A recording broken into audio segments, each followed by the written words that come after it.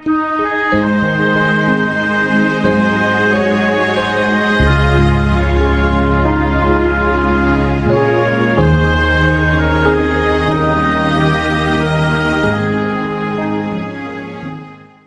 mis hermanos, les invito a que abran sus Biblias conmigo en el Evangelio según Juan, capítulo 19.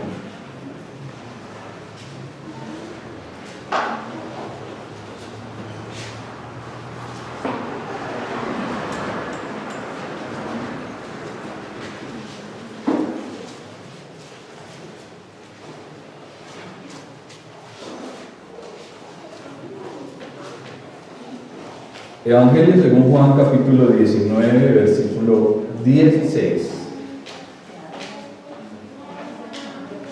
Cuando lo encuentre, puede decir amén.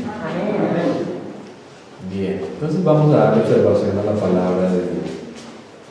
Versículo 16 del capítulo 19.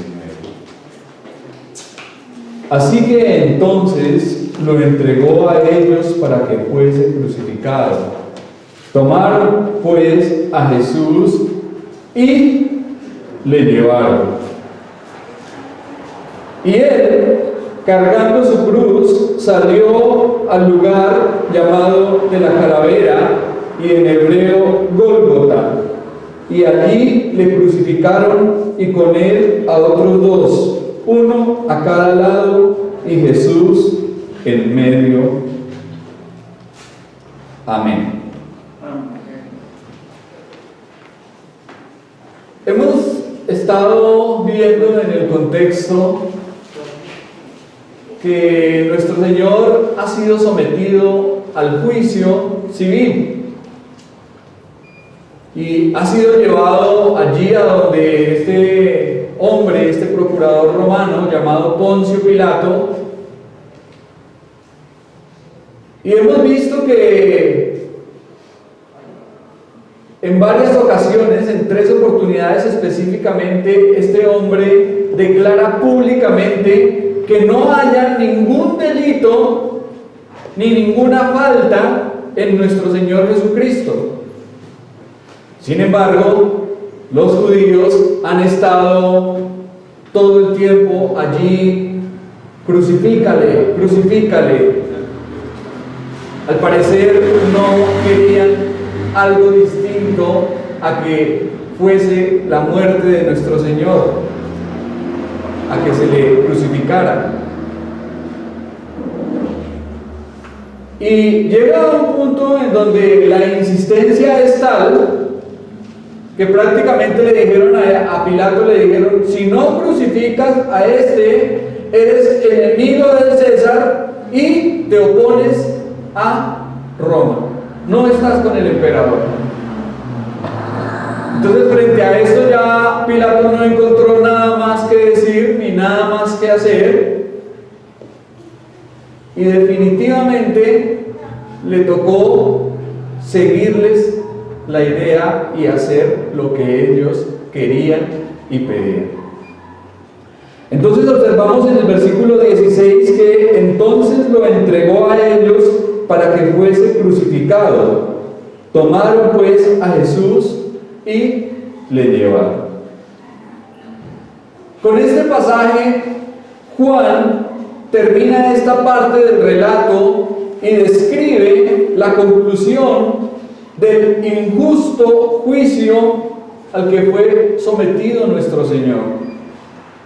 Pilato utilizó todos los argumentos a su disposición para evitar lo inevitable. Sin embargo, nada consiguió. Y no sabía que el desarrollo de los eventos estaba dentro de los planes de Dios.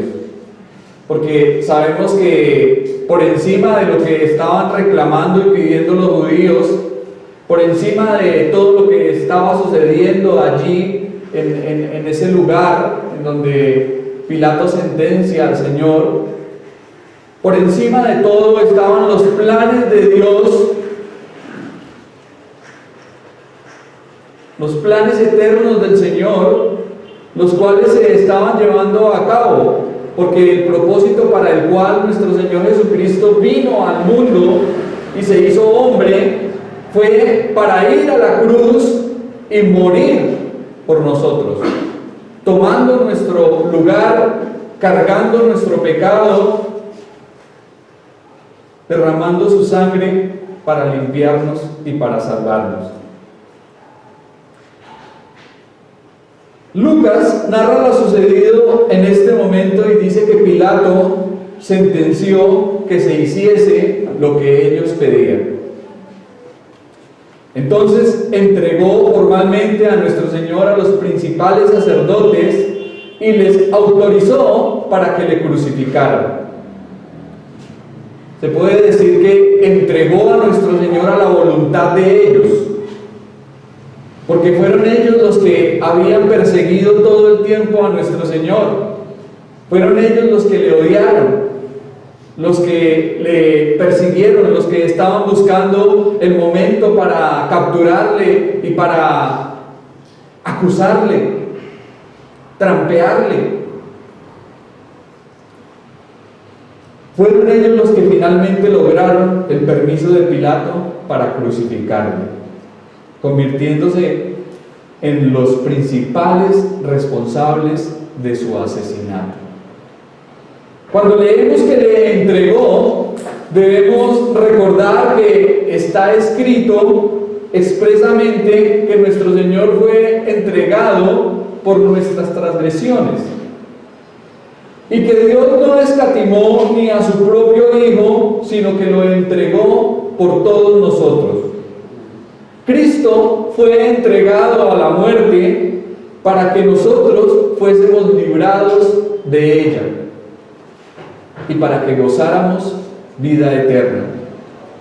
Cuando leemos que le llevaron, recordemos lo que dice el profeta Isaías: como cordero fue llevado al matadero. Y tan pronto como se pronunció el veredicto, la ejecución se puso manos a la obra. No fuera que Pilato cambiara de decisión.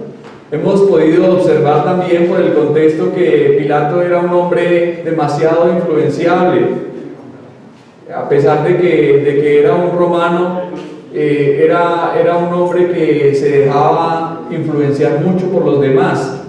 Y aquí, tan pronto se pronuncia la sentencia, los judíos rápidamente llevan a nuestro Señor para crucificarlo.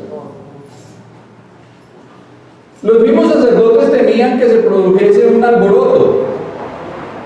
Si apenas unos días antes gran número de congregados en Jerusalén para la Pascua habían clamado: Hosana al Hijo de David, bendito el Rey que viene.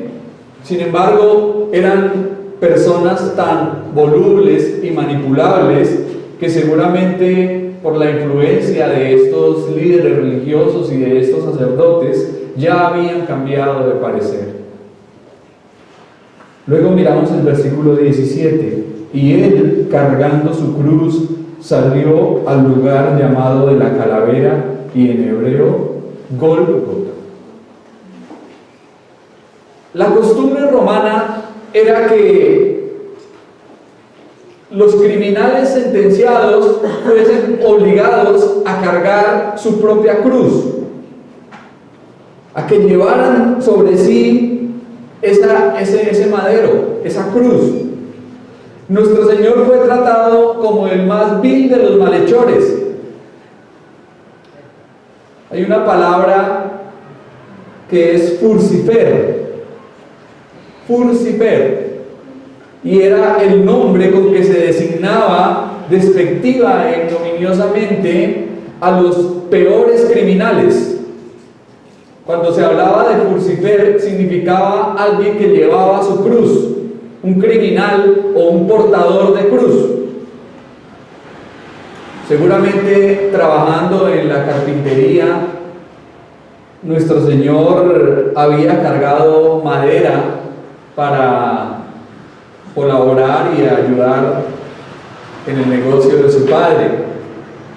Pero ahora lleva hasta el Gólgota, el madero de la cruz, a fin de erigir el altar sobre el cual será sacrificado y cumplir así con la voluntad de su Padre Celestial.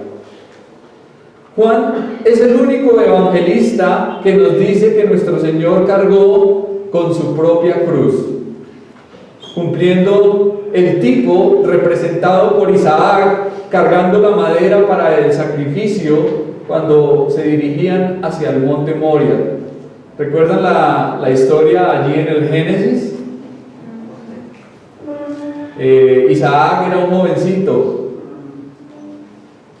iba con Abraham su padre, y dice que él cargó la leña para ofrecer el sacrificio. Y allí va nuestro Señor Jesucristo cumpliendo ese tipo, ese molde que se presentó en el Antiguo Testamento, cargando su cruz y dirigiéndose hacia el Gólgota, hacia el Calvario. La expresión salió claramente muestra que nuestro Señor salió de la ciudad para ser sacrificado, abandonó la ciudad de Jerusalén.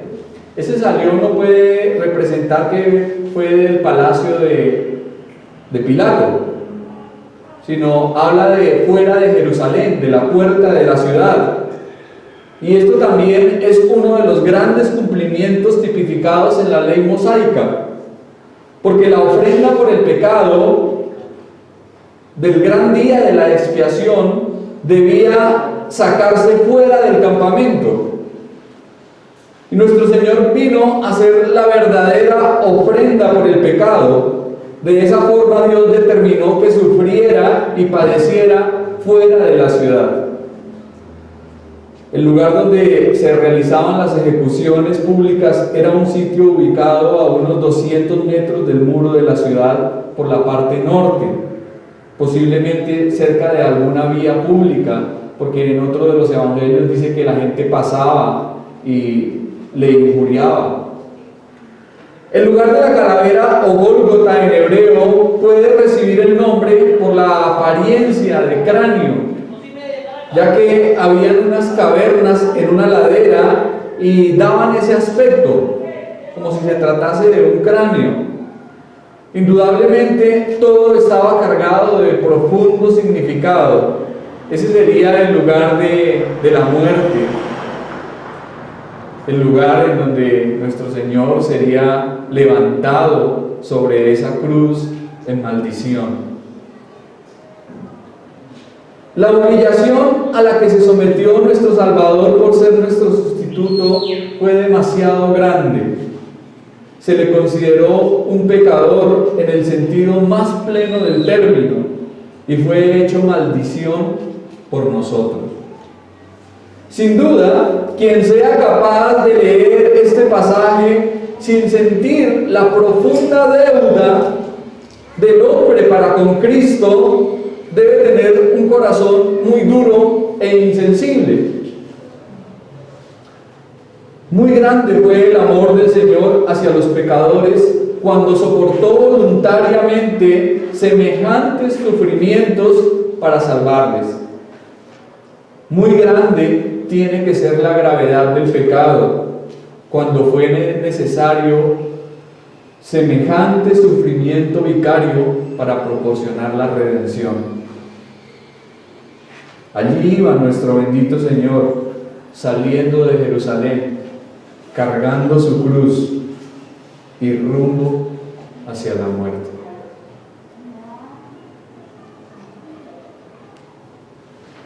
Todo verdadero cristiano debe tener siempre presente la lección práctica que nos enseña este hecho. Al igual que nuestro Maestro, debemos alegrarnos de salir fuera del campamento soportando su oprobio.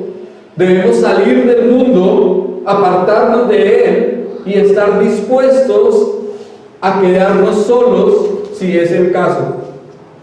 Al igual que nuestro Maestro, debemos estar dispuestos a tomar nuestra cruz a diario y a ser perseguidos tanto por nuestra doctrina como por nuestra conducta. Mejor le iría a la iglesia si se viera más la verdadera cruz entre los cristianos. En muchas partes la gente demuestra su cristiandad colocando cruces, y vemos que la cruz es un símbolo y una señal muy utilizada en todas partes, en templos, en cementerios, en los lugares donde alguien muere, la gente va y coloca una cruz. Pero esas cruces de nada sirven y nada representan cuando nosotros como cristianos no cargamos la verdadera cruz que el Señor nos quiere llevar. Cuando Jesús dice: si alguno quiere venir en pos de mí, niéguese a sí mismo, tome su cruz y sígame cada día, está diciéndonos: hágase obediente en todo, sufra como cristiano, soporte las aflicciones, pelee la batalla como veíamos en esta mañana. Pelee la batalla, tenemos que librar una batalla continua y constante contra los deseos que habitan en nosotros, los deseos del alma, de nuestra carne. Y tomar la cruz es eso. Tomar la cruz es negarse a sí mismo, es morir a lo que le gusta, decirle no a lo que a usted le atrae. Seguramente cuando usted vivía sin Cristo andaba satisfaciendo sus placeres mundanos y carnales, pero hoy en día como creyente usted debe tomar su cruz, negarse, seguir al Señor, ir en pos de Él. Entonces no sirve tanto llevar una cruz en el pecho o tatuada en el brazo. No sirve tener una cruz en la puerta de la casa o en el marco. Esas no son las cruces que Dios nos pide, esas no son las cruces que debemos llevar. La cruz que debemos cargar cada día es hacernos obedientes a nuestro Señor en todas las cosas.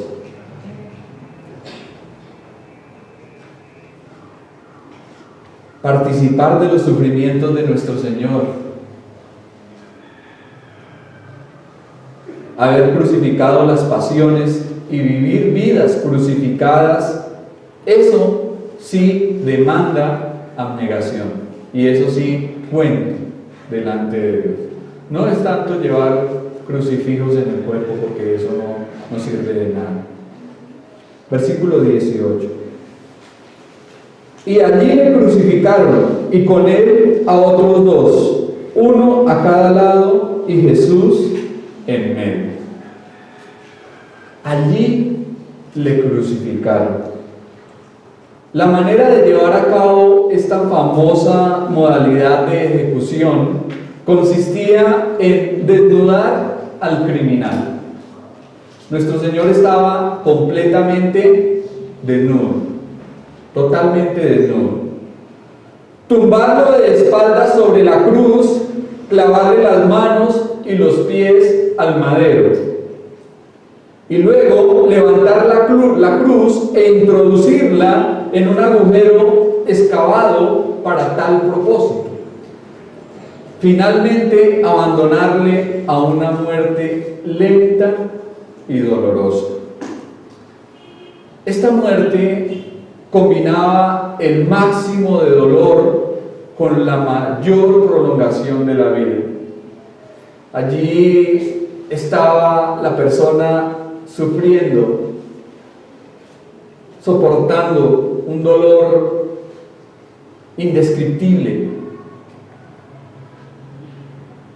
Por un lado, se aferraba a la vida. Parece ser que muchos de los crucificados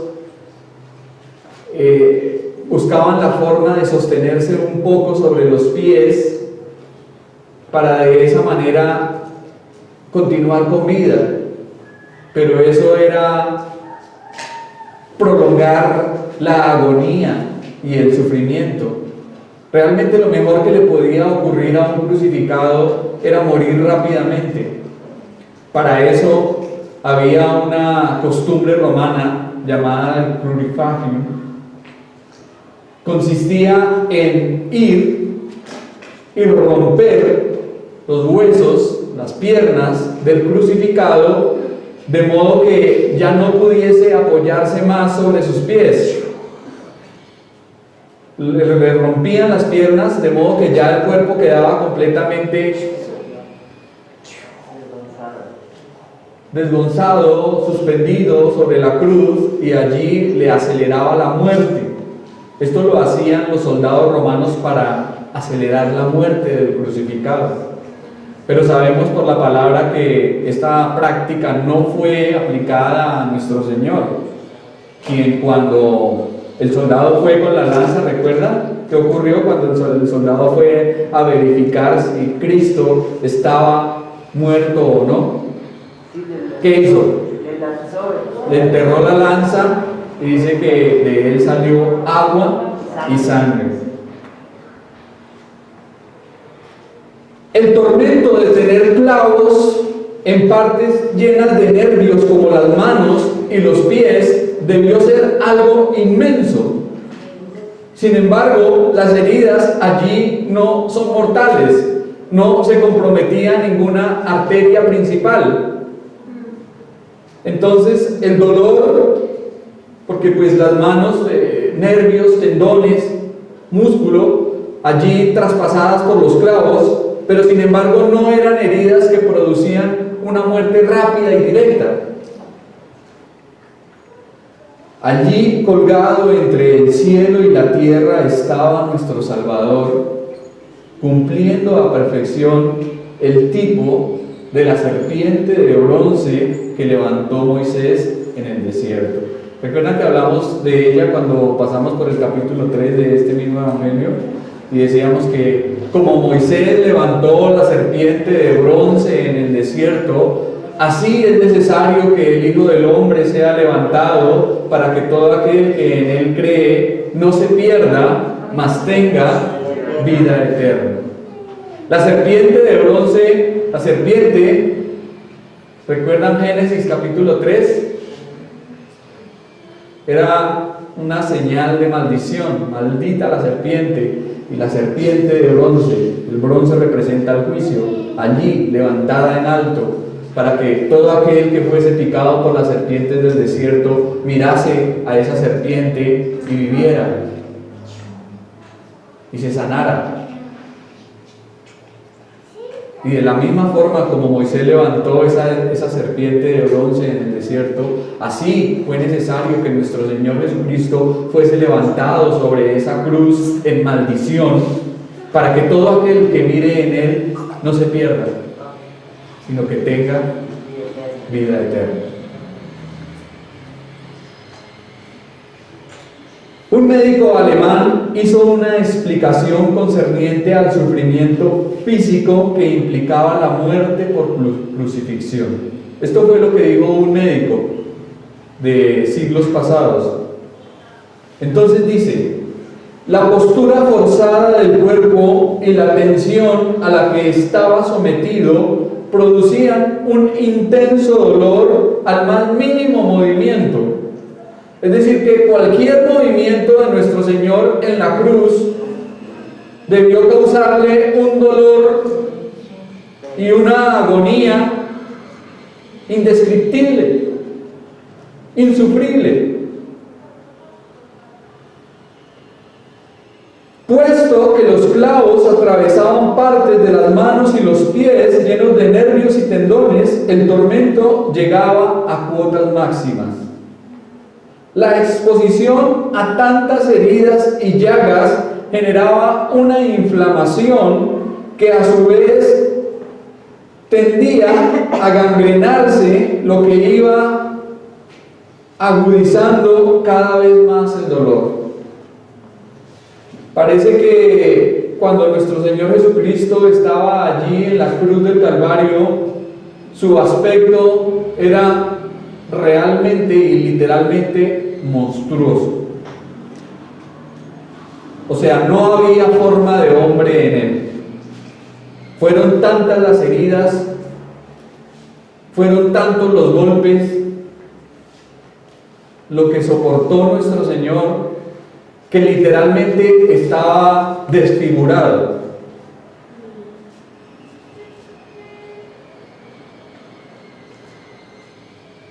En las partes relajadas del cuerpo circulaba más sangre por las arterias de lo que volvía a las venas. De este modo el estómago y la cabeza se llenaban de sangre, lo que oprimía los vasos de la cabeza. Por la posición del cuerpo había una obstrucción en la circulación de la sangre, y esto hacía que fuese algo más doloroso y más terrible. Parece ser que literalmente el corazón de nuestro Señor llegó a un punto en donde no soportó más y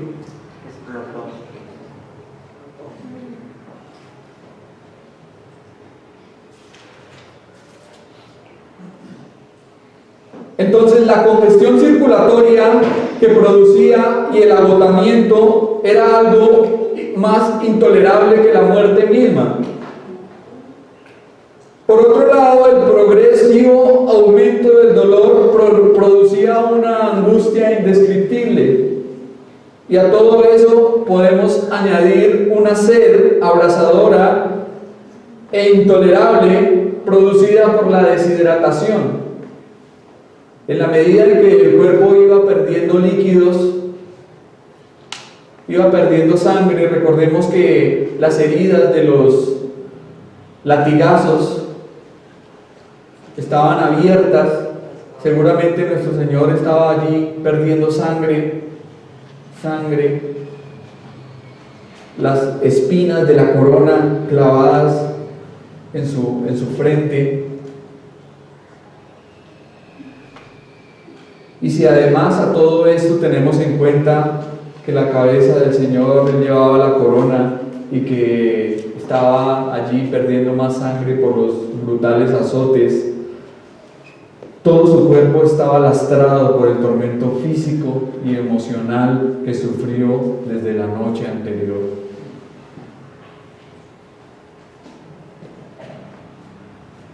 Finalmente dice el texto que le crucificaron y con él a otros dos. Gracias a los demás evangelios sabemos que estos dos hombres, ¿cómo eran quienes estaban allí a los lados del Señor? ¿Quiénes eran? Malhechores, delincuentes. Ellos eran criminales declarados. Y se trataba de la última injuria, una declaración pública que no fue considerado nuestro Señor como alguien bueno, ni alguien santo, ni lo que fue alguien perfecto, justo y sin mancha, sino que fue considerado como el más vil de los delincuentes y de los malhechores. Allí estaba en medio de dos ladrones. Y aunque sus enemigos fueran inconscientes de ello, se estaba cumpliendo punto a punto la profecía de Isaías, que decía que el Mesías sería contado con pecadores. Por otro lado, este suceso dio a nuestro Señor la oportunidad de obrar otro gran milagro aún en sus últimas horas de vida, y esto fue la conversión del ladrón al sentirse perdonado e incluido en el paraíso.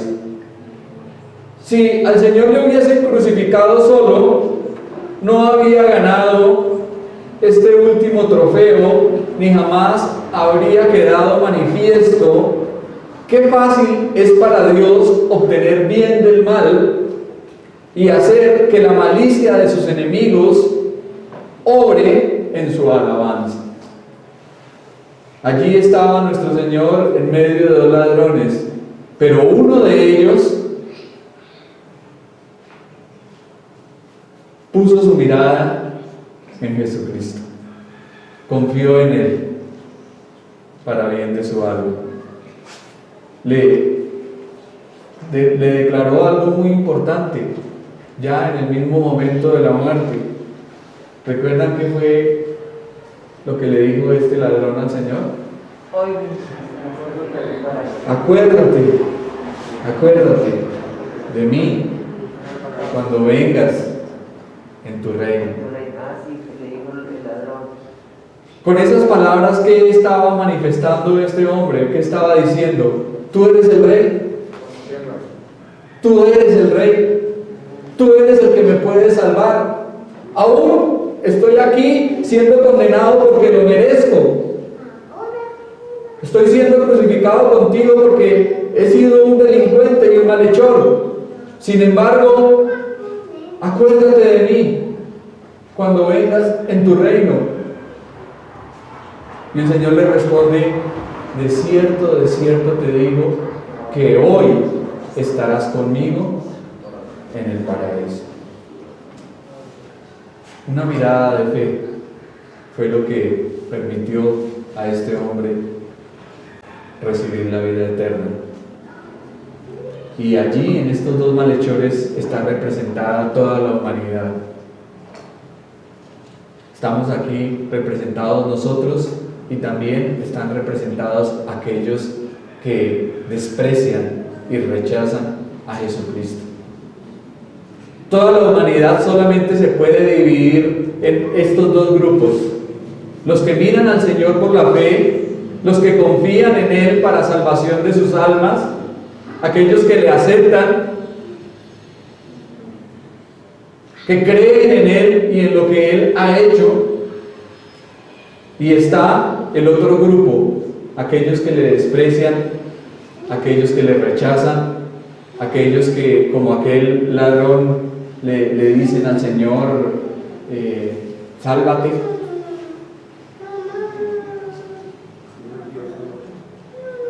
Su incredulidad quedó manifiesta en ese momento y su rechazo, su apatía a Cristo. Entonces están los que miran a Cristo por la fe para el perdón de sus pecados y la salvación de sus almas, y están los que le rechazan. No hay más. No hay más, mis hermanos.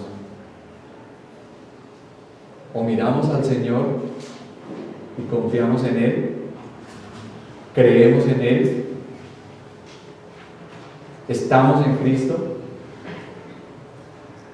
o le despreciamos, le rechazamos y le hacemos a un lado.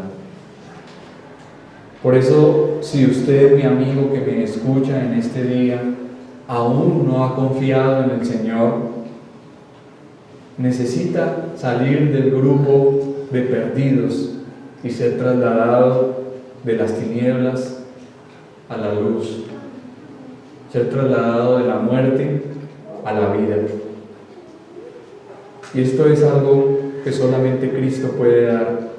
Mire al Señor por la fe y no deje de mirarle, para que no se pierda, mas tenga vida eterna en Él. Si usted todavía no ha creído en el Señor, tal vez usted asiste a la iglesia o ha asistido por mucho tiempo, pero no ha confiado en Él verdaderamente para salvación.